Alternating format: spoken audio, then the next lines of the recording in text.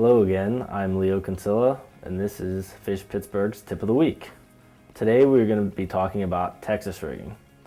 Texas rigging is widely used among professional bass anglers and novelty anglers.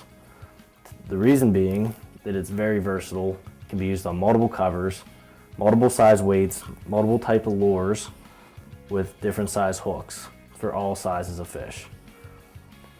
Most of the time, I like to go with a bigger size weight, but always a tungsten weight. The reason for the tungsten is the sensitivity.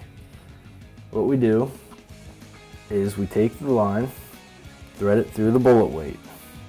Bullet weight's the only weight you want a Texas rig with, mainly because it punches through the cover because of the dome-shaped head. Then we're going to decide on the type of hook.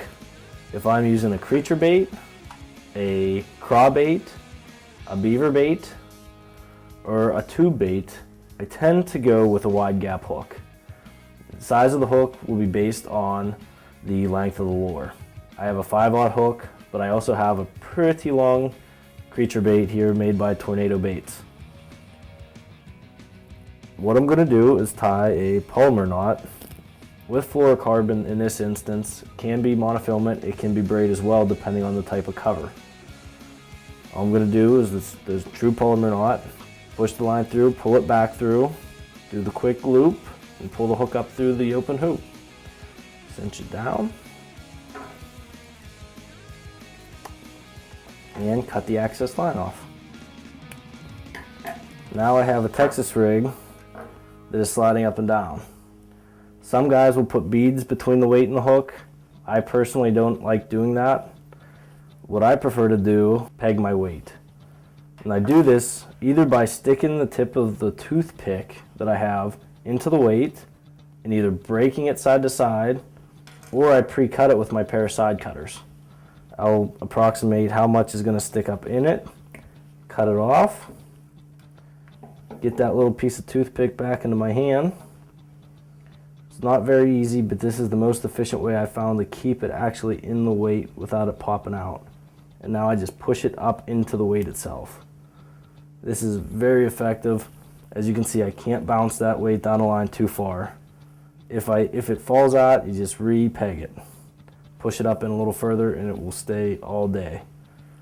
And then you just take your creature bait, in this instance, stick it through the very end of the lure, push it through after about a 1/4 inch, and shove the hook all the way through so that the eye buries into the soft plastic. Now take the tip of the hook and thread it back into the soft plastic where it goes all the way through, and then just take the very tip of the hook and bury it into that soft plastic so that it is now a weedless setup. As soon as the fish bites on, it's going to push it right out of the soft plastic and expose that hook. A sharp hook is very important for this. If I am fishing a Berkeley power worm or other worm, I want to use a straight shank worm hook. Reason being is it will lay much tighter to the lure. Instead of the wide gap where it bows way out, a worm is much sleeker and it falls faster. And we don't want to impede that by having this big gap here that can catch on weeds. 1-ounce weights are very important if you're using a Texas weight to punch weeds. Mat weeds, heavy vegetation, you really want to have that heavy weight. Light weights can be used on lightweight line or heavy line, but it's more of a finesse tactic that we see when the fish are in the spawn mode or very finicky with a cold front. I tend to use these with light line, 4 to 8 pound test, and not so much heavy line. Brass weights are also used quite a bit.